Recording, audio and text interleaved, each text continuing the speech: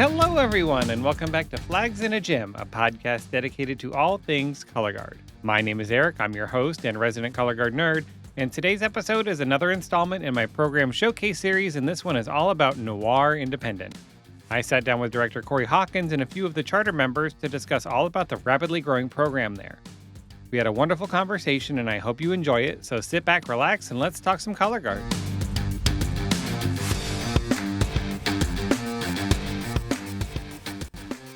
Hey everyone, quick message before we get into the episode. Many of you have asked about ways you can help support the podcast, and I finally got off my lazy butt and created a Buy Me a Coffee page. It's a site where you can make a financial contribution if you wish, and the link is in the show notes, and it's also in the show's Instagram bio. There's also the merch store with my Clap for the Flags line of merch if you wanted to do that instead. Thank you for all the support. I truly appreciate all of you. Now on to the episode. Hi everyone, how are you doing? Welcome on in. Hi. Hello. Hi. Hello. We've got a full table today. So I'm sitting down with the director and some of the charter members of Noir Independent based out of Atlanta, Georgia. And before we get started, let's just go around the room and just kind of give everybody a quick introduction to yourselves, about 30 seconds or so of who you are and your history and activity. Corey, we'll start with you. Alrighty. My name is Corey, the director and founder of Noir Independent. I started a high school marching band back in 2003 because of the movie Drumline. So that's how I got to the activity, was because of the movie. Late bloomer, started my 10th grade year. I played cymbals my first year out. Then I played third bass junior and senior year. All my friends were in color guard and winter guard, so I would always see it. I'll be around it. So I'll just play with them, play around outside. And then after that, I marched Jacksonville State University for 3 years on the color guard there. I joined a winter guard there as well called Calico. That's my very first winter guard experience, was at JSU back in 06, 20 years ago. From there, I marched JSU till 2010. Then I marched CV Independent Winter Guard, which is Corvettes now. Then I marched Atlanta CV 2011, Paramount 2012, 2013, and been teaching ever since. I stopped marching. Look at that. I love the drumline inspiration. My dad saw that movie and he had no idea what like drum corps was. And he's like, this is what you do? And I'm like, not really, but I appreciate that you're trying. I blew what I was expecting in that room. It was like 80 people to audition for the drum line. I figured I'm not going to make it. I can't read music. Somehow I made the cymbal line somehow. And now the rest is history. I'm in the marching arts forever. So we love it. And we love converting percussion members over to color guard. Yay. Brooke, how about you? Hi, my name is Brooke. I've been doing color guard since my freshman year of high school, which was 2016. I marched all 4 years at my high school, and then I marched 2 years at Reverie under Corey, and then all 4 years here at Noir, and I've loved every moment of it. And Devin?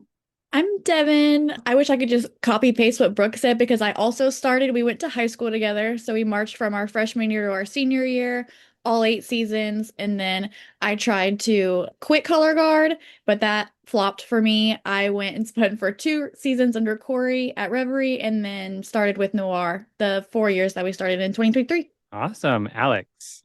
I started when I was in middle school at Sequoia High School in Canton, Georgia. And then afterwards, I went on to march back and forth Noir and Spirit for the last 4 years. So I was captain of Spirit of Atlanta for 2 years straight. Awesome. We love that. Yes. And Melissa? Hi, I'm Melissa. I started back in high school at Carrollton High School. I started color guard my sophomore year with Corey, and I've been with him ever since. I spent with him at Reverie for 3 years, and then I was a charter member of Noir, aged out in 23, took 2 years off, and then I got to age out for a second time at Noir this past season. So it was fantastic to come back. Yeah, thank you, WGI, for extending the age limit for Independent Open. Very excited to see that one pass.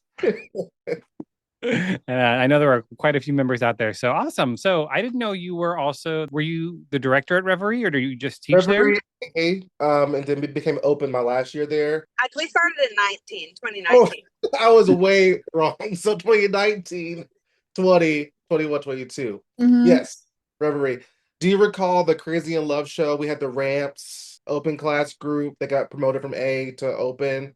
That was me and us. That sounds familiar. Crazy in Love. It was Alicia Keys, Fallen, Beyonce and Jay-Z in the middle Pretty iconic. You got to watch it. I'll find it. I will find it and watch it, and I'll link it for everybody in the show notes as well. So I was there for 4 years. okay, and then you left Reverie to start Noir. Correct. So what made you want to start Noir? Well, it was an idea and dream back in like 2014 with my friends. We were on the couch one day. He said, let's do our own thing. So we talked about it. We discussed it. Nothing really came from it. We just came up with a name, and that was about it. So we figured maybe we'll come back to this at some point as a friend group, but it didn't really happen that way. So then, I went on to teach high school still, taught independent guard for 4 years. Then finally, one FaceTime call with the kids and Noir started. And it's really, the kids is, really on them. They called me and said, we need somewhere to march. You got to do it. Like, please, you got to do something to help us out. So that's how it all started. I'm sure we'll talk about that FaceTime call later on, but yes. Why the name Noir? Really is my friend group. It's French for black, and that's really what it just came from.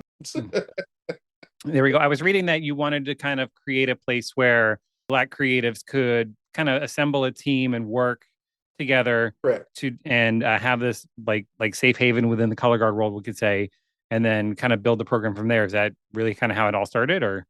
I mean, that was the plan originally, but I think since then we've kind of, branched out from the all black, quote unquote, to just really just all inclusive. But it's predominantly Black creatives, which I enjoy, I love. But I mean, now it's definitely evolving from that. So the students calling you, was that really kind of what helped you make that decision of, all right, let's do this? Yeah, because after Reverie, I was like, I'm done teaching independent group for a little bit, or I'm just done in general for now. Because at that point, I wasn't doing high school either. So I was done with high school, done with independent. I was like, I'm taking a break. I'm good for now. But then I think one night in August, I got a FaceTime call from all of them, plus a few other kids, and they're like, you have to do this. So that's really what started it all, a late night phone call on Wow. FaceTime. So, It's my last season, I swear. I'm not doing this next year, right? but The ill-fated line we all say. it's all them. I love that. I love that. So, Brooke, how did you all kind of harass Corey? Because I know I feel like you guys are good at harassing him about things just by my conversations with some of you also. Pretty much exactly what we did is there were six of us. A bunch of us lived together at the time, and there were six of us on the couch, and we called him. We got on this group FaceTime call. We were like, Corey, we don't know where we're going to march this year. Like, nowhere in the area kind of feels right for us at this time. We know you've had this dream to start Noir. Please do it for us. Start it now. Give us a home. Give us a place to march. And that's exactly what we did. So very thankful that he let us harass him into getting it started right then and there. Yeah, we love that. So, how did you assemble the staff, Corey? How did you decide who was going to be on staff when you first started the program? Well, the staff were just my friends that had taught me since Reverie and since high school too. So we just joined together and just did, Noir. And we were a small staff starting off. It was just, I think, 4 or 5 of us to start it with, but it's just grown from there. But they were just all friends that I knew already. Gotcha. How many would you say are on staff now? We're up to like 12. Nice. Yeah, we added one more yesterday. So we're still growing. Oh, adding to the team. We love that. Yeah, for sure. Are there any staff members you kind of want to shout out or recognize? Like maybe somebody who just doesn't get enough recognition for all they do for you, or You know what? The whole staff is just great. I mean, they deal with me in my crazy ways sometimes, but they are super, super solid people. I can't shout out just one person because it takes a village for sure. And they've helped me navigate the stuff with Noir because it's definitely taken off more than I expected. So they've been a great help. All of them have been great in their own little ways. yeah, we're going to talk about that in a little bit. Just kind of like the rapid success of the group. Yeah. I've heard that you're very super supportive of your team and your staff, and I guess that some of the staff works with other programs. Yeah. Do you make cameos at the rehearsals like you did on House Hunters? You saw the show. But yes, I definitely help my friends out a whole lot. I've been to help out at McEachern and Villa Rica. I've been all over the place, especially in Georgia. So I don't mind helping out at all. I love color guard, so I'm always free to help and willing to help and create and craft and choreograph and all that stuff. Devin, Alex, do you all teach anywhere while you march, or do a lot of the members still teach? Yeah, Melissa and I actually teach together at Central High School, and we actually work with another one of the staff members from Noir, Teresa. And it's just super fun being able to like be in the same community as the kids and like watching them and being able to see them at competitions and knowing that they look up to us as well. It's just super fun. And I love pushing them and they push me to be a better performer and leader as well.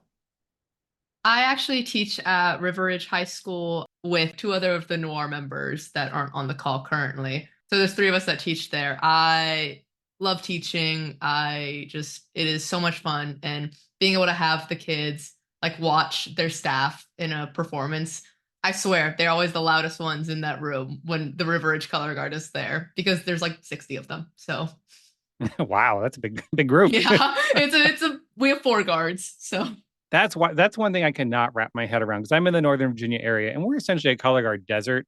And the biggest guards maybe have 25, 26 kids in them. Like you see those guards, you're like, wow, they're big. Like somebody in Texas or it was Madison Central High School, I think in Kentucky, put up their color guard auditions list and it was 75 kids that made the group. And I'm just like, I don't know how you would teach that.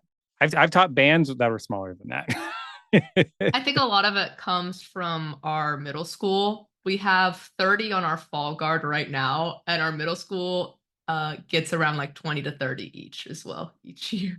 That's awesome. Start them early. Start them early. Let's touch on the history of Noir a little bit before we get to current times. So the debut season was 2023 with the show Free and Equal, and you came out in Independent A and you finished 8th in WGI, your first year making finals.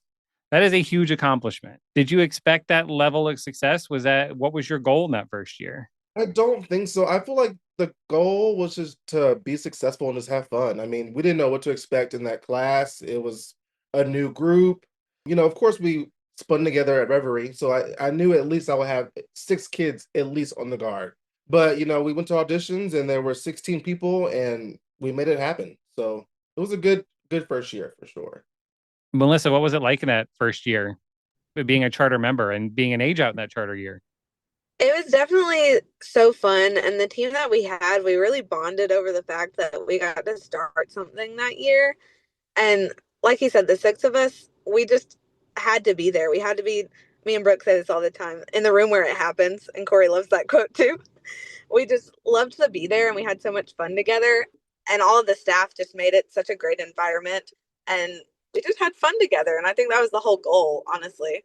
That's great. How did the success impact the next season? Like when you finish 8th in finals, you're just like, we have a lot of eyes on us now. I mean, we just kept the train going. I mean, we had year 2 and then we did, somewhere. And of course, the plan was never, not the plan, but we didn't realize the show would, end up in second place. So I don't know how we got there. The show was definitely a slow burn. It took a while to cook. We were doing a lot of rewrites and just, it was some long weekends and long months. But somehow in March it clicked and the show took off from there. But I mean, the whole year we never was stressing about we have to do X, Y, and Z. We're again just having fun, just having a good time. Yeah, and those all that matters is what you look like when you show up at Dayton. So Yeah, slow burns. It's that year was fun. I mean, at some point we were 19th place. I was like, you know what, we're done. Fold it up. We cannot do this anymore. But to end where we ended was pretty magical for sure. I mean, that show definitely was good by the end. So it was good. It was a good second year. yeah, and as we know, rankings mean nothing, especially after this past season. Oh, You yeah. had guards in the 50s that were making finals, and you're just so you never know. But we definitely had is what we had, I think about 7 to 8 new members. Most of the vets came back from the first year, but the new ones had to just rise to the occasion pretty quick. So we a few learning curves, but we got through it. And a fun fact, you came in second to another Georgia Sapa guard, Georgia State. So Yes, Georgia 2 Atlanta State. Guards, top 2 in Independent A, which I Yes. thought was really cool. I remember talking to the Georgia Tech people because there's Georgia State, Georgia Tech. There's just all these guards down there. I always get them confused. But she was just saying how kind of a tight knit family it is all down there, and just everybody just kind of always helping each other out. So it's kind of a big deal when you all medaled back to back. And I think too, I think we were just all friends. We all grew up together. Like even with Tavius, Georgia State at the time, I was under him at some point, I think 2011.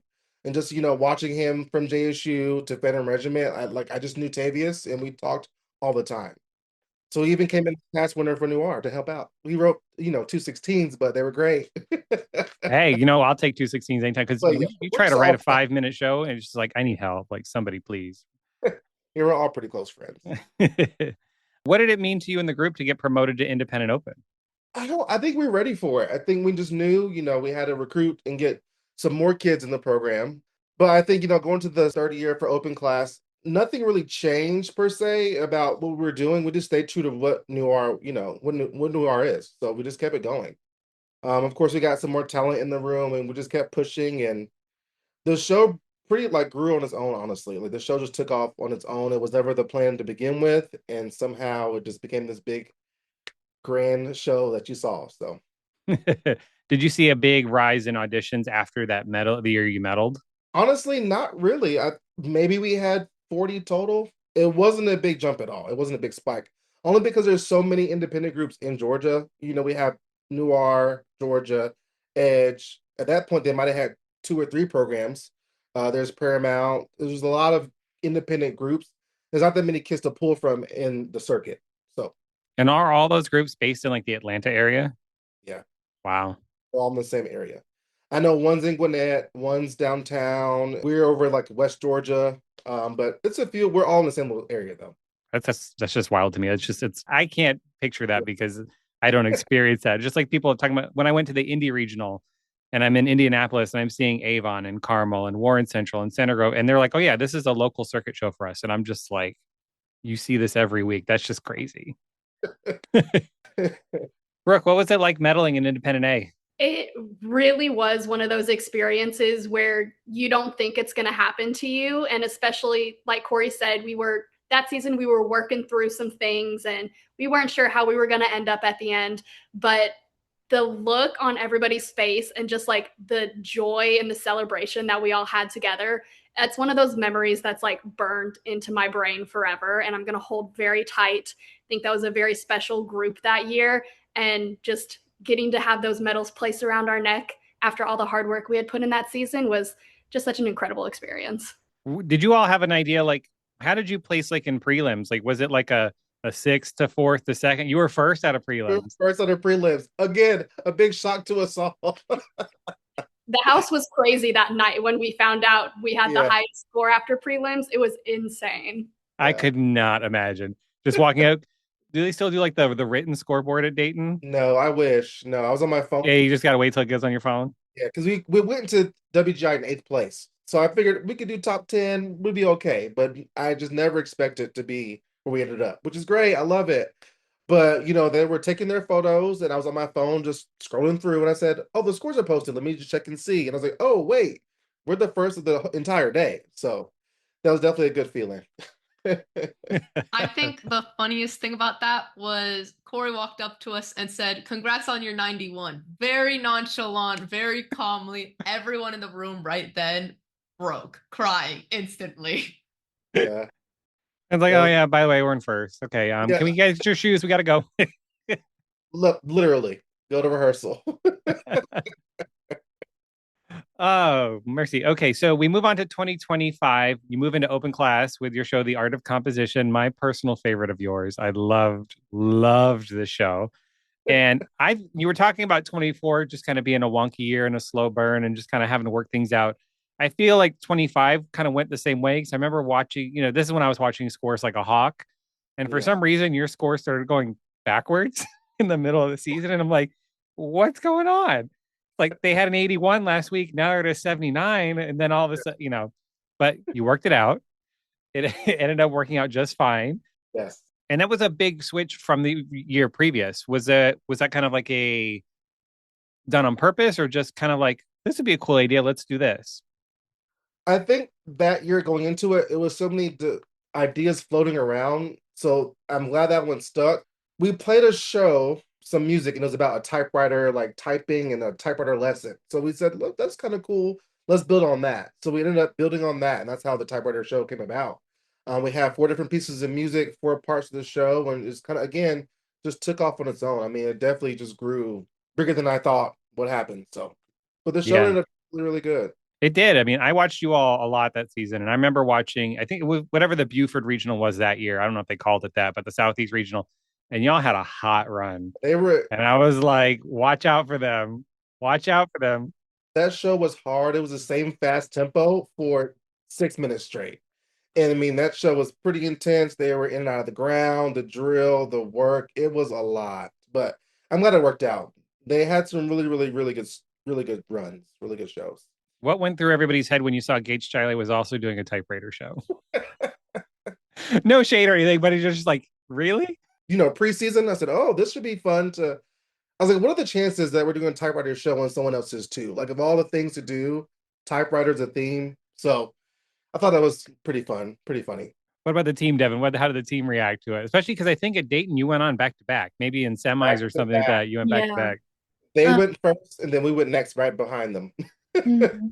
It was actually fun standing next to them when we were at finals retreat. We were like, "Oh, hey, like twins." It's so like fun seeing another show. Like they definitely had a different interpretation of how we did, but they were super cool about it. Like there wasn't anything. We were just laughing and having a good time together. It was cool. They were super nice. Yeah, I loved both interpretations of it. And I think it's like you said, Corey, it's just so funny. Like, all right, we'll do a show about a typewriter, right? We're not going to have a hope situation with a typewriter. And it turns out in your class, and you end up right next to each other. Yeah, And I saw there was a typewriter in Independent A as well. was it really? There was. What are the chances of that happening? But yeah, our show was fun.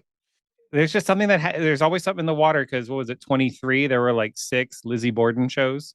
Hmm. It's just like something's in the water. Was the Hope show. So Yeah. It's like Bring It On when that one choreographer goes around all the schools and gives them all the exact same show. it's so funny because even with the Hope, my designer is Brian Giddens, does the staging for us. Doesn't really watch color guard at all, so he sends that as an idea. I'm like, come on, we can't do Hope, but he didn't know why I said that because he doesn't watch color guard. So it was so funny. That would have been really funny to bring it out the year after. What could have been? We're not doing it. Nope. Okay, so we finished 7th in Independent Open that year, which was a really, really tight year. Like the Independent Open was crazy this year, but it was also crazy last year. Alex, Last what year. was that like being in such a hyper competitive class? I think it was like after every show we would just run to like I guess see the rankings, especially because everything was so close. We were jumping around a lot. Like I think at one point we were in fourth, and then the next point we were in like 10th. And it was just like after every show, completely unpredictable. And I think that like what we finished in seventh with like a 90, which was crazy.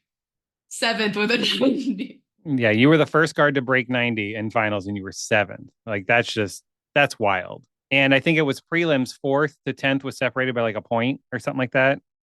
I think it was Yeah. George Mason down to was it Edge? I think it was Edge. I think they were like the 10th and you were in that bunch. It's just like you could end up anywhere. All All right, yeah, it was.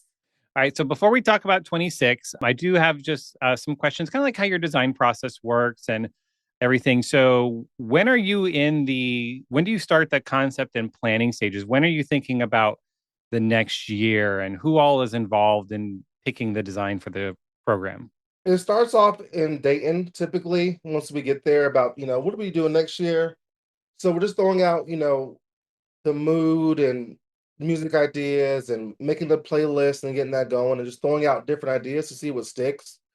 So we talk about the show from now until, probably August, September before a show is, finally finalized. But it just a lot of just talking back and forth. It's definitely a process for sure to find the right thing to do. Yeah, I can only imagine, especially being in such a competitive group. You're not just some local independent A guard that stays at home. You're going to Yeah. Dayton and I think I'm the problem because the past 3 years with Noir, we will pick a show the day before staging begins because we have this whole show in my head is going to work out, and I'm like, you know what, I'm not feeling it, so it will change.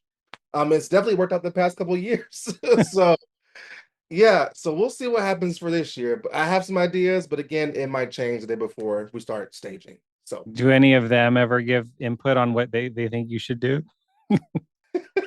I have been pitching this cake show, like Let Them Eat Cake, forever. So they're all they're cheering.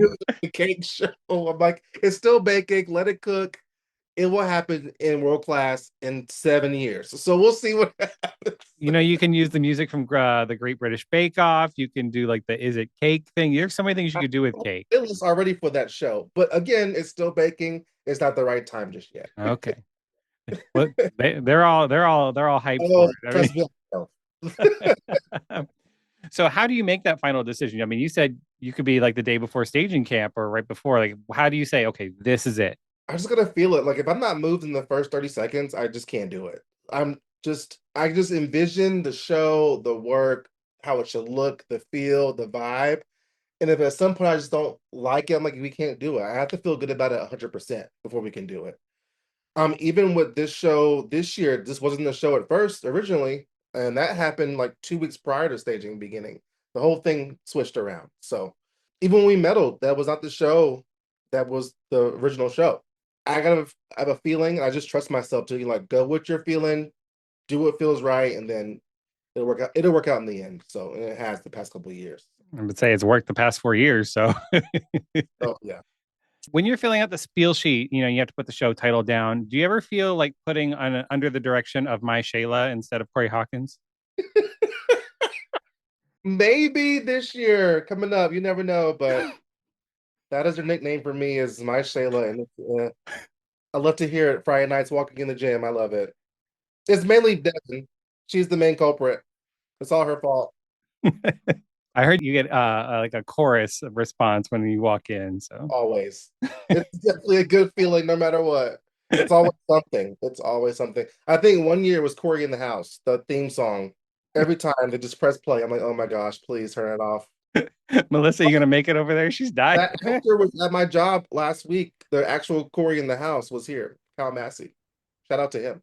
Yes, in 2019, I don't know how it started, but one of our captains was like, we should do this. It's going to be hilarious. So we all got there first and we planned this whole thing. And somebody was watching for his car and we let it pull up. And then as soon as he hit the door, full blast, Corey in the house. And we'd all danced around him like a big dance party. It was so funny.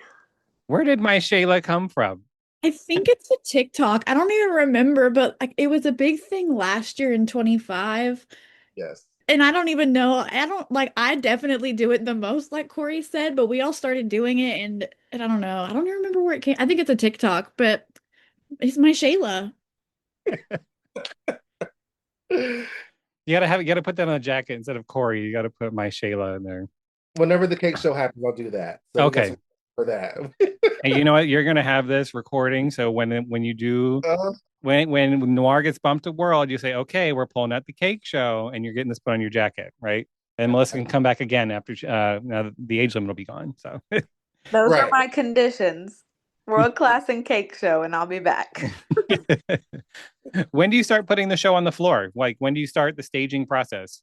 So we pretty much stage all November and then start December choreography until mid-January.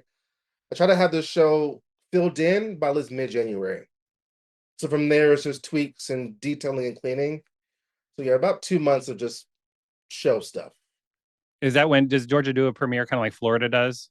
We don't know. We just have the season just begins. We don't have like a premiere show where you get placed and ranked. Is that what you're asking? Well, just like there's premiere weekend in Florida where everybody comes out. Even if you're not done, it's just like a big weekend where everybody goes out and puts what they have on the floor.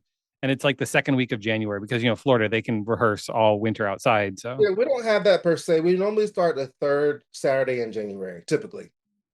Okay, that's not too bad. And SAPA championships are before Dayton, right? Yes, it's normally the last weekend of March. Okay, yeah. Or depending whenever Easter falls in WGI, but it's always before WGI. That's how my local circuit is too. When I marched Apex, we were in TIA, and you have your chapter championships the week after Dayton. Then you go to Wildwood, New Jersey, which is this boardwalk area and whatever. It's a wild ride, but final championships are like the second week of May. So you go like a whole extra month. It's insane. I can't imagine anything post WGI. To me, that's the end. I don't know. Yeah, it's strange. Would you say that Noir has a signature style? I don't know. I don't. Maybe soon. I don't know. We have a style just yet. Coming soon. What about any of the members? Do you feel like there's like a through line through any of the shows, something that you can always kind of expect Corey to put on the floor? Or Not like in a bad way, but just like it's a Corey show, so I know this is going to be done, or it's going to be well, this group's going to be well featured or something like that. There's definitely like certain pieces of choreography, as we like to call it, that gets put in every single show. It might just be like a certain underbody for a toss or like a whole phrase. But if you look back on some of our shows, you can see the little pieces of Corey that he just copy and paste every year. But we love it. We love the little copy and paste because that's how you know it's going to be a Corey show, is when we've got these little tidbits of the regular choreography and then all the other amazing stuff as well. But I mean, that's every instructor. We all have that 16 we put in every show. absolutely. And we're like, you know what? Just put this here, right? Listen, when it works, it works. Exactly, right? It's like, hey, look, it's that magical 16 that always fits musically. So you know what? Just plug and play. You guys know it. Put it in here. I don't have to clean it. Put it in. I am all about recycling, especially in outdoor marching band. I would just take my opener and put it in the closer. Oh yeah. It goes up, down together. I don't care if it's musical. We're not doing BOA. Nobody cares. Correct. What's the one thing you hope to instill in your performers while they spin with Noir? Like if they leave the program, what's the one thing you want them to leave knowing or having taken from the program? I think I'm all about just be yourself, be genuine, just be nice. I mean, we're just out here enjoying color guard, spinning together. Just be true to yourself.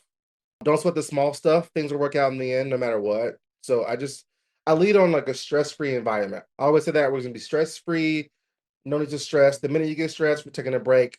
It's not worth it. So I'm really big on that. Be yourself. Alex, would you agree that rehearsals are pretty stress-free for the most part?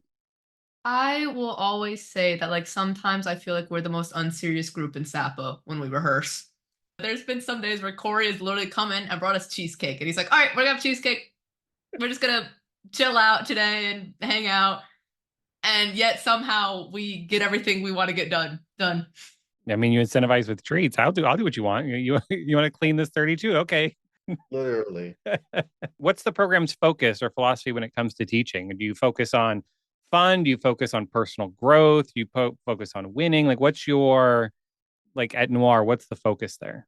I think you just want to just create a special show that just feels special and unique. I don't want them to feel ever stressed out or pressured about winning. I never really harp on that aspect of it. It's a competitive sport, yes, but it's never to me about win, win, win, win, win. It's just about education or learning something. You need to leave here learning how to do something, whether it be learning dance terms and terminology and technique and sometimes life lessons too. But again, we're just having a good time. We're just spinning because we love it. I have kind of a pop-up question for the members here, so you can think about it for a second. But what's your favorite Coreyism?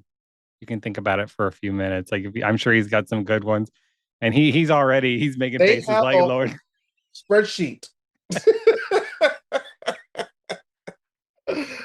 Oh, The they'll tell us that. spreadsheet. That means there's got to be a lot of them. So this is something that we kind of did. We were inspired by him. We have like fun dress up days during our like we call it hell camp, like our 3 days of like long rehearsals and the staging and everything. So we do fun dress up days, just to make it fun and lighthearted. And last year we did dress like your instructor, and we all came in wearing bald caps, inspired by our favorite Baldy. So that was something we had a lot of fun with. We love to tease Corey about his bald head. You rub it, you get some magic on it. That's how the magic at Noir comes. it looks good on you, though. It does. Appreciate it. I don't have a choice, but thank you.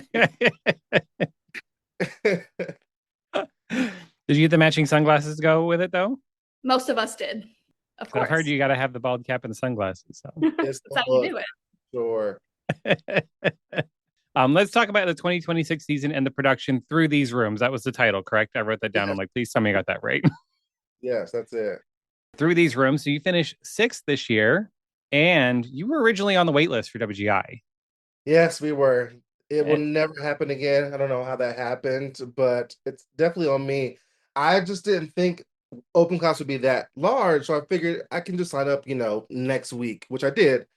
But Tavius called me like, you might want to sign up for open class. I'm like, I got some time. He's like, no, no, no, no. It's already a wait list. So once I got the phone call, I signed up. We were third in line. I said, you know what? Third in line. We have a great chance of getting in there. So I never was stressed about it. I told the kids after auditions, this is what's happening. Don't worry. We're going to be in there. I felt fully confident we were going to be in there, and it definitely worked out at the beginning of March. So we all took a sigh of relief, and that's that from there. But it won't ever happen again.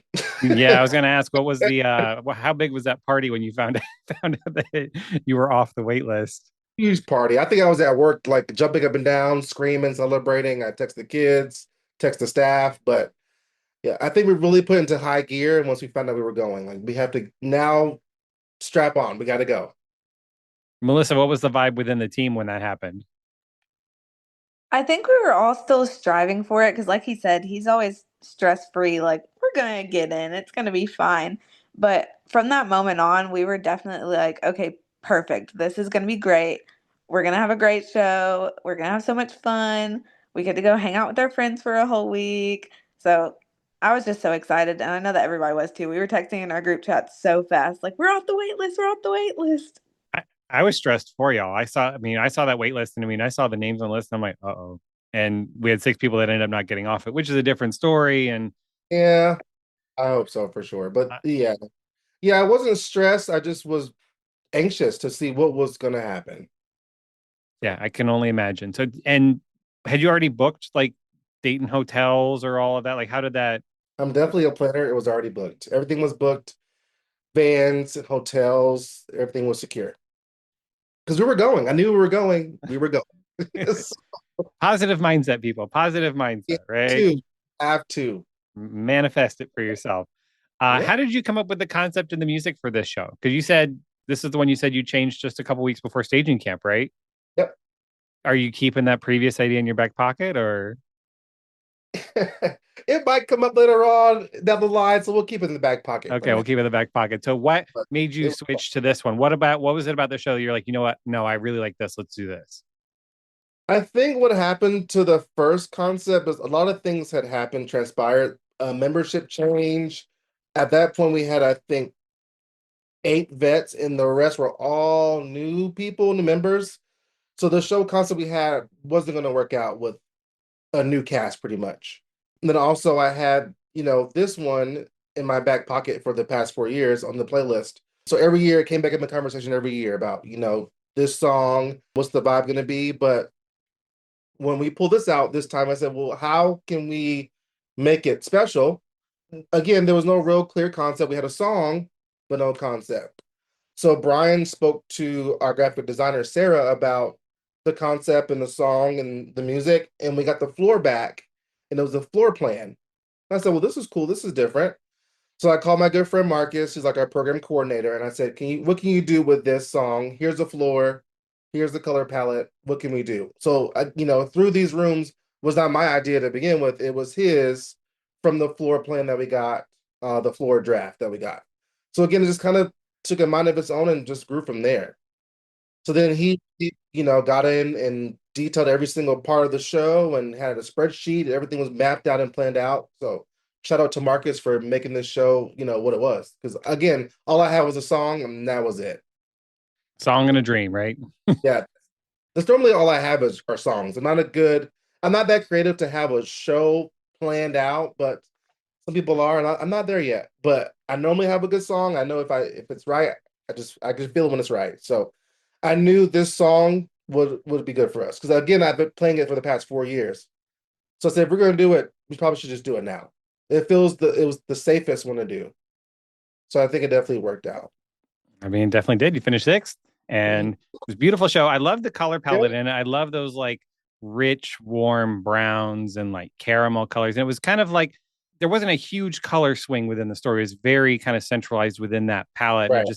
it seemed to work really, really well. It definitely worked out because all I did was send FJM. I said, here's our song, here's the concept. And the uniform we got back, I was like, oh my God, this is beautiful. So that was that from there. But shout out to FJM for creating that beautiful costume for us. Thank you, FJM. Yes. So, Did you feel any pressure kind of trying to improve on the previous year's result because Independent Open was so crazy and then Independent Open was crazy again? And you're like, you're looking at the list and you're all these groups, you're like, there are a lot of guards that were like, we just want to make finals at this point. Like, yeah. screw placing. Look at I don't think there was ever pressure per se. I think it was less stressful than last year, honestly. The members are great. I mean, the kids were on fire this year. They rose to the occasion. To me, business as usual. Yeah, there was no pressure, I would say. Now, the show has some growing pains. Some parts were hard, and we had these benches that were not the sturdiest benches, and we that show definitely took some while to get to where it was for sure. But yeah, I wouldn't say any pressure though from Did last we year. break any benches? I don't think so, actually. No, our first, like our practice benches were some cheap Wayfair benches for a picnic table, so they were like super super tiny. So then we had to get some custom made. So those are custom made from someone we found on Facebook Marketplace. So he made those for us, and we had those six the entire year. Wow. Benches were good quality, a little uneven, I think, because the weather they got warped, but it was great quality benches. None of them broke at all, so it was good. We love it. Any favorite moments in the show or maybe fun like design bits that people may have missed that you think like maybe little secret things you wove into the show? I think for me, the part three, the key change, where Cynthia's really giving it to you, that whole part before the flight feature was probably the best moment to me because things were happening, they were spinning, it was intense, it was high energy. So that part to me was really, really good. As far as the design tidbits, I think it was pretty obvious there was six rooms and we were in and out of the rooms and we're running a lot. When she said we're running, we were running at some point. So we took it literal for sure. But I think, nothing, there was no any hidden little meanings in this show. Not this one. I love it when people take it literally. You had that one performer that ran across, I want to run into your arms, and they ran and Oh, flying they leap. it. Judges loved it, the audience loved it. Like that small little thing, again, took him out of his own because when the drill was first written, it wasn't that at first. So that just happened. I don't know how, but that wasn't the original idea for that moment. We had two of them running in opposition, and it wasn't that one performer going around to the clump. It wasn't that at first. But again, it worked out. So Did you all ever drop them? They're all shaking their head no. Uh-huh. Yeah. They're all looking at we each other took like, that no, we didn't drop serious. them. We're gonna run this. Everyone needs to stop moving, take it serious, focus on this performer that you're about to catch. So yeah, never dropped JJ ever. JJ lived. I could Yeah, go get them from the next room and they could say they lived. We live together. Awesome. Shout out to JJ. yes. Are any of you like featured soloists that if people are watching can pick you out? So we can say, oh, that's Brooke or that's Devin or Brooke, Brooke. Queen. The opening saber toss when we come out on saber in that back corner. It's me with my little sword.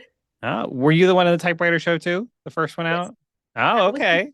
me. Any favorite moments, Devin?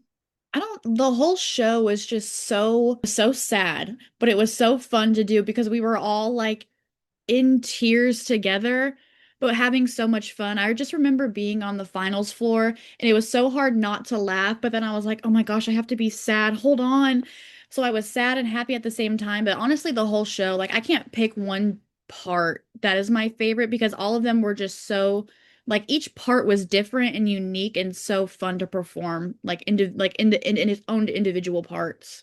Now, Melissa, you were returning age out. So you came back because WGI so lovely extended the age limit for independent open. What was that like returning after the 2 year break to come back to Noir and spin one more time? It was very shocking at first because I was just fine cheering on my friends because I got to spend with Devin and Brooke for quite a while before that.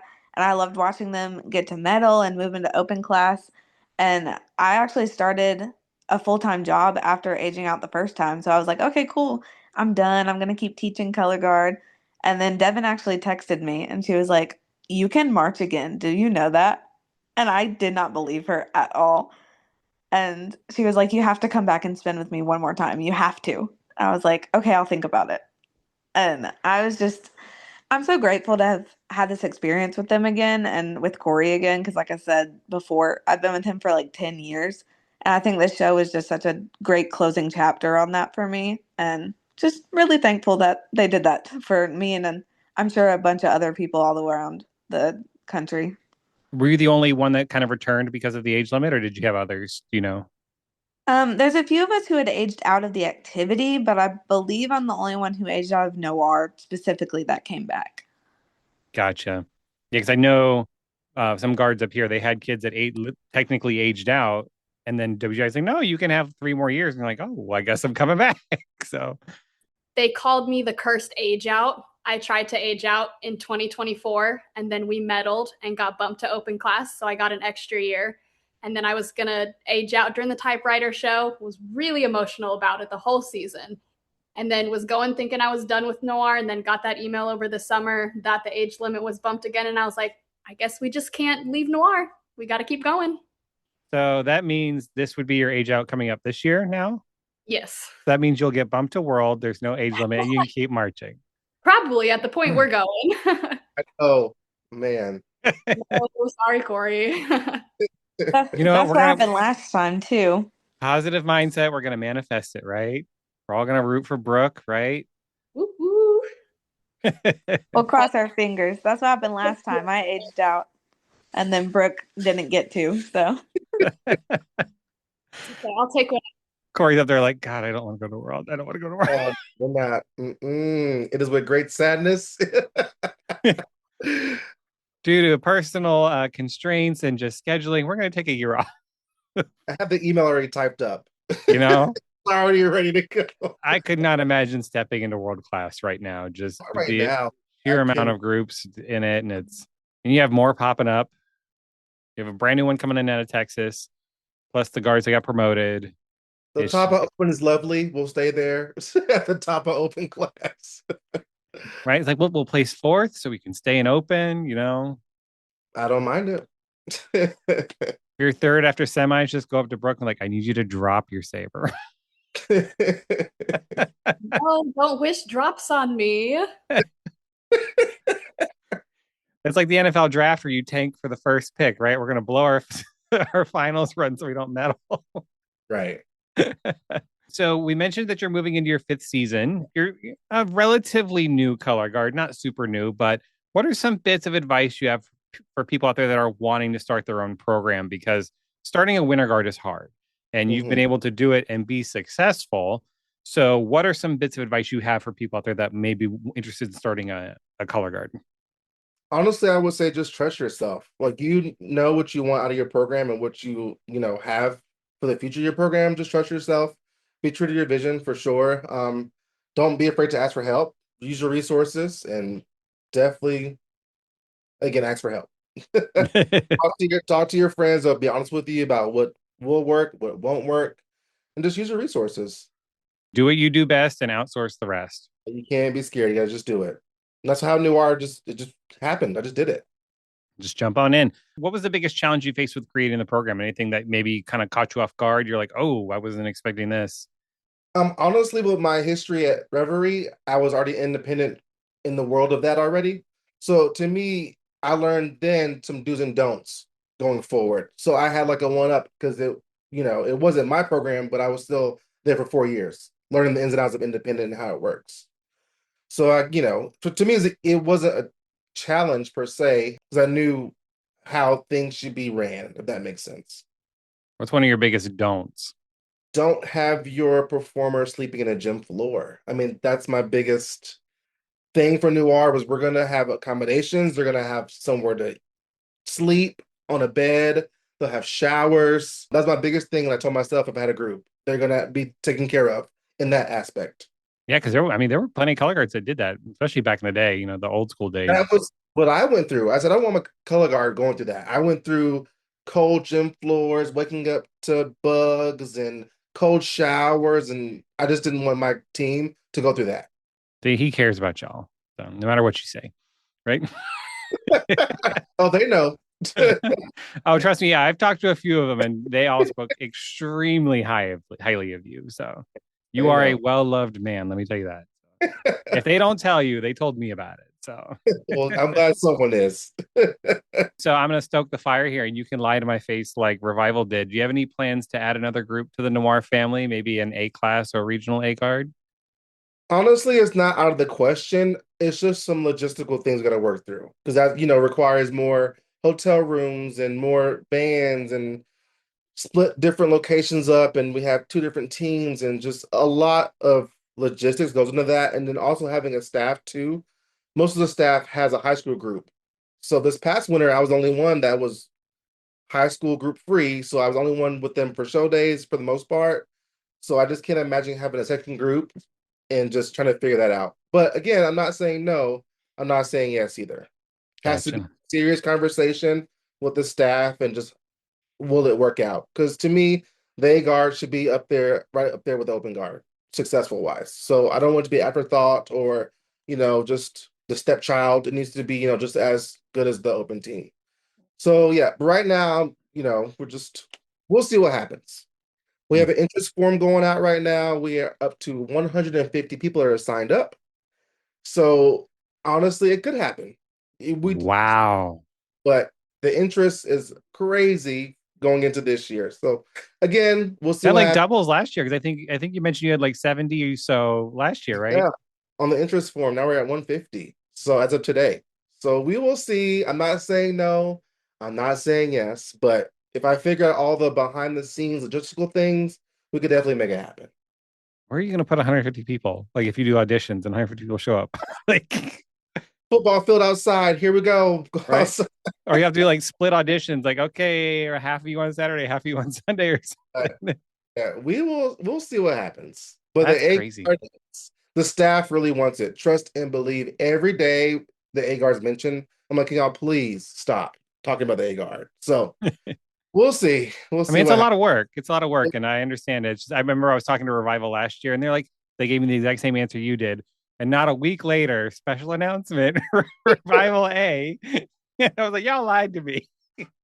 Yeah, the biggest thing is facilities. If we can secure a facility, secure a staff, and just make sure things are, nailed down now, then I'll be all for it. But I can't go into it with any doubts. Then it Right. will happen. Right. Absolutely. No, you want to treat them as an equal. They cannot be an afterthought because then that's bad all around. So Correct. all right, so let's move over to talk about kind of life within the color guard. We're going to probe the members here. So we'll start with Alex. What are some of the fun traditions that the guard just kind of has as a whole? Like tunnel songs, or just like, some guards do the matching Crocs and some guards do lapel pins or sunglasses. Do you guys do anything fun like that? During our like pre-body, we call like pre-body hype before our body warm up, we have like a select rotation of songs. We will rotate through every single show day. And it is between like Drop by Fat Man Scoop, or you get Flex. Sometimes we get the wobble, sometimes we get Cupid Shuffle. It depends. It's get our hype, get ready to rumble, I guess. Get you hype, get you loose, get you warm, get everybody in the zone. Yeah, I'm all for that. My guard used to do the wobble beforehand, and before we went into the body work. So, any other fun traditions for show days? Not that I can think of off the bat. I feel like we all really just come in like on a show day ready to work. And like Alex said, we have our pre-body hype that we do. And then I always love like our like when we're in the waiting area, I guess they would call it. We all have we have our thing that we always do, right over left, Bama in the circle. All the staff talks to us and we have like our chants, and it's just so fun because I think that's what gets us so hype and we're all screaming. And personally, I feel like I try to scream so loud so that the audience can hear us. And I'm like, I always ask my mom, I'm like, can you hear us like out there? Can you actually hear us? But other than that, I mean, it's just good vibes like the whole time. I think we just have so much fun together. I love that. And I'm going to age myself. So when I was marching and I marched Apex, we had a tunnel song and we would do the Gwen Stefani song, Holla Back Girl. I mean, I'm dating myself here, but we would say, this show is bananas, Bananas. And we would yell it like on deck. And all the kids that were obsessed with us would sing it with us, but they didn't know we were saying show. So they were saying the real words. So you had an entire gym of kids saying this S is bananas. Bananas. So I get being in the tunnel, want people to hear you scream. So but I just thought it was a little funny way. What's the overall vibe of the guard? Alex, you said you feel like you're the most non-serious color guard, right? In SAPA. Melissa, was that true? Like, are rehearsals just really that laid back? Yeah, I would definitely say that's true. And even coming back this year, I feel like we're just all there, like Corey says, to do color guard and have fun. We definitely have our serious moments, but in warm-ups and stretch, we all get in this big circle so where we can see each other. And I love making faces across the circle to each other. And shout out Brian and Sammy. They always get me every single time. They are so funny, and they just try to make me laugh while we're trying to do our dance warm-ups in a circle. Have you noticed any changes from your first year to this year with taking that break? I think the biggest change is definitely how many people obviously are on the floor. And then I spun with my two best friends from high school, and they didn't want to come back to age out a second time with me, which is totally fine. But not spending with them for the first time ever was definitely a change for me. But I still had Devin and Brooke and all of our other besties from the charter year. So that's fantastic. Brooke, who is the funniest staff member? Oh gosh, they definitely all have their moments. We have a pretty funny staff. Whether it's just like the faces that they make, the things that they say, and then we'll have, and it's the whole team as well, but the staff will join in on like, we'll have dance breaks and like just be singing and stuff. And they all just bring so much like humor and like lightheartedness. Like we get to work when we need to, but the staff be cracking jokes left and right. That's for sure. We have a I will add, we used to make a note, like a shared note of all their funny quotes, and we would just write down quotes from the whole season, and then we would just go and reminisce on how funny they are sometimes. Okay, do you keep that in a spreadsheet too? Yes, we had like a whole Noir folder, the spreadsheet, the notes, the notes of the quotes. What else do we have in there? I don't know. Probably a whole bunch of good stuff in there. good pictures of Corey and some of the Oh staff, yeah. funny filters on and funny stuff that they've been doing. You'll have to send me some that I can share with the posts that are okay to share. Like, I have we don't want to humiliate Corey. We do want to tease him stuff about some things. We love teasing staff. So this is for all of you, since you're all charter members, and we'll start with Brooke. Biggest change that you've noticed from year one to now?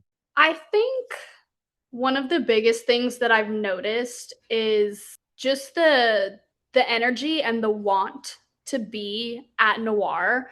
Like that first year, it was mainly people that Corey had already known or they had some relation to a staff there. Like Alex was one of the few people on that charter team that had no relation to any of the staff or any of the members that year, but a majority of us knew each other in some way or another. And so we were just kind of there just to have fun and just to spin, just to do color guard like we've mentioned. But I think now with how big Noir has become, there's this fight in all of us, and even with new members coming in every year, they come to Noir because they want to be a part of Noir, and they can see the fight that the vets have. They get that same fight that we want to be good, we want to strive to be the best version of this program. And I've really enjoyed getting to see both the growth in the numbers of who's actually on the team and the way that we fight to be the best version of us. I think that's been really cool to see. How about you, Devin? Biggest thing you've noticed between the first and this year? Honestly, it has to be just how our numbers keep growing and growing. Like, I don't even know how we got here. We've started with 16 our first year. I think we had 18 welcome home year, and then 23, 22 or 23 composition year. And then we jumped to 32, which is the most I've ever spun with on the floor. So it was just huge to see like so many people and so many different moving components. And the 150 on the interest form is just it's so great to know that so many people are so interested, but also I'm like, oh my gosh, that is so many people. So like what are we gonna do? I'm thinking about the same thing. I'm like, that's just so crazy, but it makes me so glad to see that like people are truly interested, like they want to come to our program and they feel like they can come and they want to be a part of like our history and our program. Absolutely. I would be over the moon. Like, wow, we're really making an impact in the circuit. We have 100. I still can't get over the 150. Yeah. Good No, luck. yeah, Good luck dealing with that. I want pictures of that for that first audition day. Alex, what about you? I think that like kind of what Brooke said is I actually came into Noir like knowing nobody. It was kind of funny because they were talking about the call. Yeah, I was never part of any of that because I just showed up at auditions, said, "Oh, hey, I want to spin somewhere after high school." Showed up. It was the closest to where I was going to college at the time. So I guess now that like I walk into Noir and it's like, okay, I'm home. It's the family that I've gained and built over the last 4 years. And you're a good representative too, because you came in not knowing anybody, right? Yeah. So it's just like I know what it's like to walk into kind of a strange place and find your way Mhm. home. And I say this, I cannot imagine being anywhere else. So How about you, Melissa? Especially with taking that break. The biggest difference I saw that definitely caught me off guard was when we came into the gym. The first time, nobody knew who we were. It was crickets. They were like, "Who's Noir?" And now you can barely hear our announcement because all these kids are going crazy for us. Like Alex said, the River Ridge kids, the Central kids, Brooks Carrollton kids, like all of our kids are going crazy. All the kids love us. We love them back. And it's just so crazy to think that we get that kind of reaction and we're just loving life and doing color guard. So it's exciting to see. Gotta love being the rock stars, and just yeah, that roar of that crowd is always, it's so amazing to hear. Now, Corey, question for you. You all do stand out very well in the circuit because of your member jackets, those bright, shiny gold jackets. I love it. I think it's really cool. I was curious why you picked gold. Were you inspired by your lemon pepper steppers? Oh my God. Well, it's funny because the gold jacket was the staff jacket for Reverie when we marched there. So the staff had gold jackets and that was it. Members had black jackets. So when Noir came about, I said, well, everyone gets a gold jacket. So that's how that happened with the gold jacket. Oh, okay. And where'd you get the shoes? It was a gift from a staff member, a Christmas gift. I want a picture. I want to see these. I want to see these iconic show shoes. They're on Instagram, on Facebook. They're online. Oh, okay, I'm gonna go find them. I'm gonna include They them. caught me. So, I've been with the shoes on. They caught me. They got. what's the rehearsal schedule like? Are you typical Friday, Saturday, Sunday, or just Saturday, Sunday, or So our preseason, October through November, is Sundays only. December we add on Saturday, Sunday. January through WGI is Friday, Saturday, Sunday. okay? That's a nice little schedule. So people who are still working with marching bands and stuff like that, and Correct. gotcha. You do compete in the SAPA circuit, the Southern Association for Performance Arts, and we've seen a recent-ish explosion in Georgia Color Guard. I mean, just we were just talking about it earlier, just the amount of independent groups in your area, and plus the high schools that are thriving too. Do you all have any kind of idea of why Georgia's kind of having this color guard explosion? I don't know, but it's definitely good to see the groups in the area posting their color guard members in the list. Everyone has huge programs now. I love it. Like 30 kids plus. So I don't know what the reason is. I love the reason, but it's definitely great for our circuit for sure. But everyone's programs are growing a lot in the high school realm of things. I could see almost kind of like the immense success of Paramount, especially in the past like 5 or 6 years, and you kind of want to keep up with them, even though you're not in the same class. Like they're kind of Right. driving the activity in the area. And it's like, oh, we can be like that big too. And it's crazy to you just go down the list. It's just like Georgia, Georgia, Georgia, Georgia. My God, like what's in the water down there? It's like you're turning into mini Texas. We'll be there soon. We'll get there. Alex, I know you teach down there. Anything you kind of notice? I mean, you have a group of 60, right? Anything you can see from a like instructor point of view of why Georgia is booming? I think that you kind of mentioned it with the boom of Paramount. A lot of the Paramount members now teach like in the Georgia area. And it's like, I guess because a lot of them are young, so it starts recruiting and it's seeming more like the kids want to do it more because the staff is kind of like there with them. Like at River Ridge, we're all about 22 to 25 years old. Like we're all super young, yet we have a group of 65 right now, I think, between the high school and the middle school. So honestly, it's just kind of walking into the middle school fine arts classes and being like, do color guard. And for some reason, they think we're cool. Oh, man, we need to get some of that up here. Let me tell you. I was going to ask you if it's difficult to recruit because of all the independent groups in the area, but then you say you have 150 on your interest form. So I guess I guess that kind of answers that question.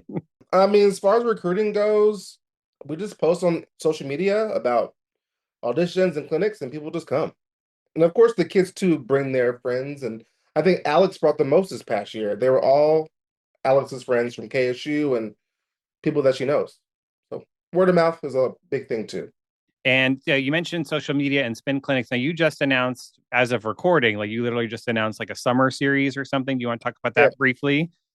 Yes, we have a few clinics coming up, a few in Georgia and one in Alabama, so that works out. We have one in Northgate High School coming up, Lanier High School, Villa Rica High School, KSU, and then Hoover, Alabama. Awesome. And that's on your Instagram, right? Which is Noir Independent. And Facebook, Noir Independent. I did want to go back to talking about the circuit. Devin, do you all have like a sister or a best friend guard in the circuit? Like any guards that you just have this connection with? I don't think there's one specific one that I can think of. I feel like we have a really good relationship with all of them because all of the other members also go to school with some of them at different colleges and they just kind of go their own ways and where they have other friends too. We talk to a lot of them. We talk to a lot of Georgia Tech members, especially just being down like at retreat. We're always talking and stuff. I don't think there's one specific one that I can think of that I would consider our sister guard, but I think we all have a good relationship with each other.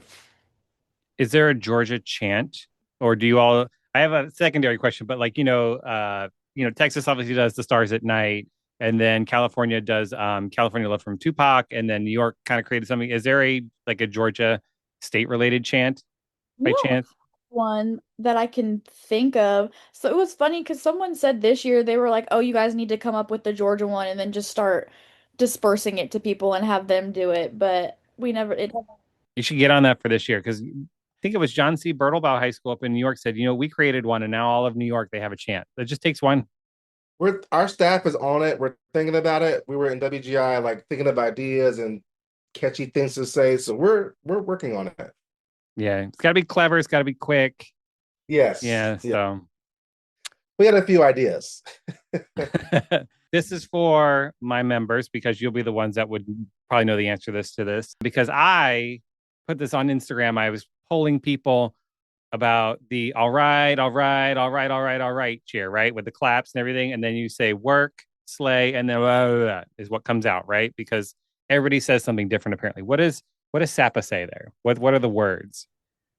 I think most of us say work, slay, yes. I think that's what I've said at least, but I also most of the time just hear like a jumble of words. But I think yes is like pretty common. Melissa, do you want to change that answer?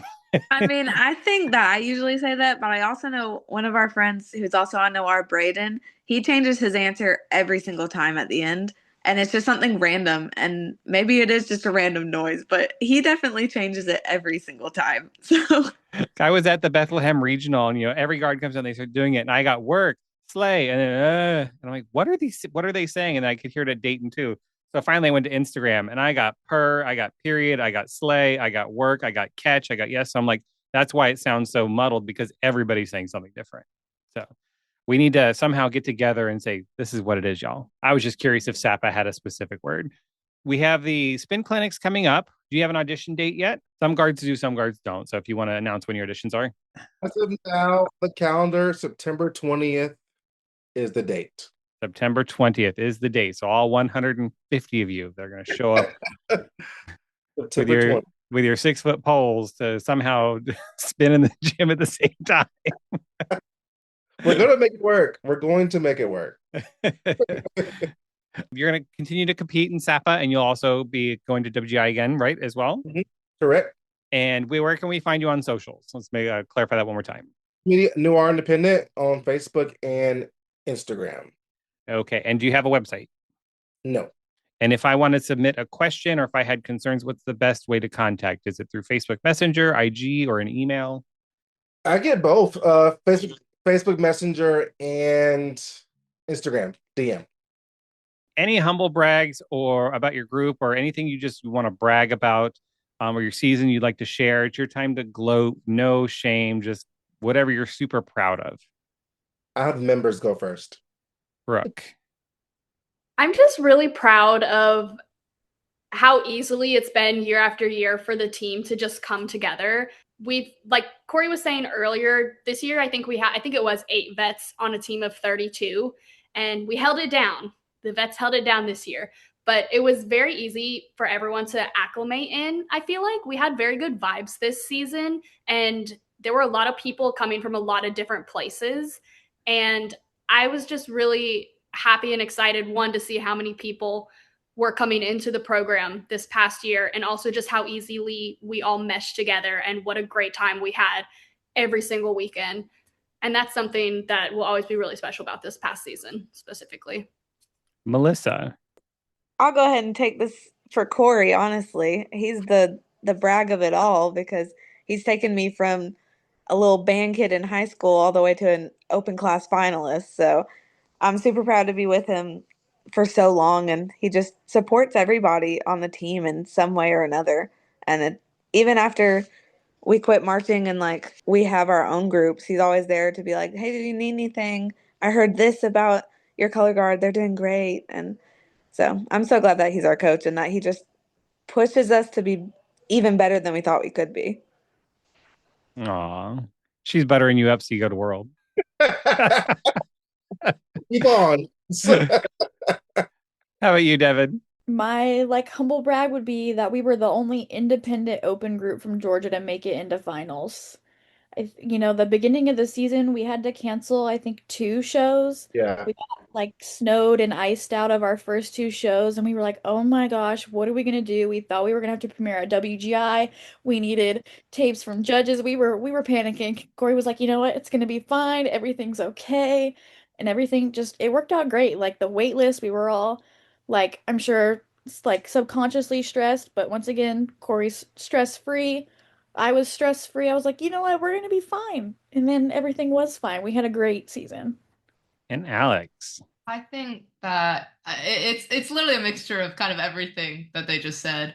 Always having so many people come in and be able to join kind of the culture we have at Noir, which is so much fun. And then as what Devin said, and seeing the boom of open class groups in Georgia specifically as well. And then all of a sudden it's like, oh wait, we did it. We made it. How about you, Corey? You said you were gonna let them go first, so Well, I didn't really have anything, so I wanted them to go first. But deflecting. yeah, literally. But listen, the kids are great. I mean, Noir is a great place to be. A little biased, obviously, but everyone is just super positive. There's no drama. There's nothing. We're just having a good time, honestly. We're just in our own little bubble, creating our thing, and we're doing our thing, and I love it. So I'll brag on all the members, from the first year to now. So kudos to all of them for making this happen for sure. This is because of you. This is all because of you. Look what you've done. Look what you created. So shout out to all the members through the years of New Orleans. I do want to circle back and ask you one quick question, just because I know people listening to this might have this question. If I wanted to audition for Noir, I'm one of those 150. What do you look for at auditions? Like, what kind of skill set are you looking for somebody coming in? Because there's all these questions on Instagram, like, what do I need to know if I want to audition at Noir? So, what would you say to that? The biggest thing that we look for is confidence. That's number one. You got to look the part, look confident, and take information and just apply it. Like if we give you a correction and we see that you're making a change throughout the day, we'll give you a shot for sure. But the biggest thing is just be confident because everyone's skill set is different. You're coming into an independent group, technique is different from your high school group, and it's all these different high schools coming together for one team is kind of difficult to get on the same page. So of course, day one is a little challenging as far as like how do we tweak your technique, your drop spins, and things like that. But if you are confident and you can again just push through it and make the changes, you'll be good to go. Auditions are pretty fun. We're just having a good time to see who's the right fit for Noir. We have interviews, we have choreography, little small groups, and we just go from there. There we go. And if you want to get a good feel for that, the clinics would be a great way to feel that out, right? I've already told the staff for this year in particular, it's going to be more education based and breaking things down versus the fun little ditties.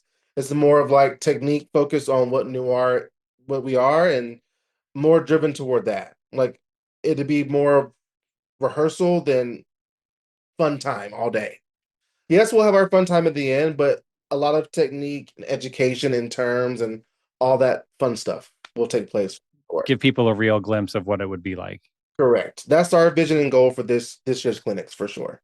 Awesome. Okay, so final question. We'll go around the board, around the room, just like we did at the beginning. So rapid fire for you. We'll go one at a time. We'll let Corey go last on this because he is the director. So we'll start with Alex. Rapid fire questions for you. Indoor or outdoor? Outdoor. I like drum corps, even though I'm aged out. Rifle, saber, flag, or dance? Flag. And then favorite show of 26? I love Northview High School. Absolutely loved it. Love, love, love. I just saw two people like go, oh my God, I have to pick a show. So I'm going to go up to Brooke because she didn't clutch her pearls at that question. So indoor or outdoor, Brooke? Indoor. And then rifle, saber, flag, or dance? Saber for sure. I had a feeling you were going to say that. And your favorite show of 26? I really loved Lexus World with their wine show. That was a good one. That was beautiful. That was beautiful. All right, Melissa or Devin, who wants to go next? I'll go so she doesn't take mine. Okay, so Melissa, indoor or outdoor? Indoor, because I've never spun outdoor.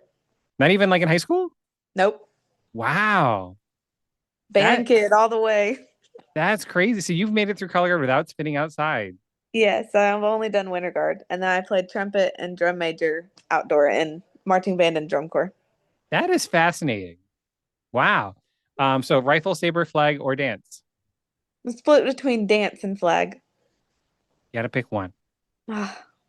Today, flag. Okay. And your favorite show of 26? I think it was Holly Springs High School, the Snoopy show. Yes. It was so cute. I loved it. All right, Devin. She looks like she's researching. She's trying to remember guards from last year.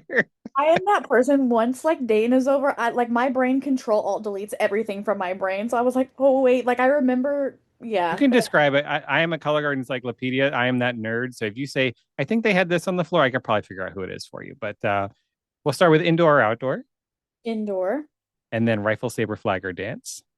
I'm also like hashtag flancer, but I'll say flag today. Flancer. Oh, we like that. Yes. And then your favorite show. I'll say Arcadia.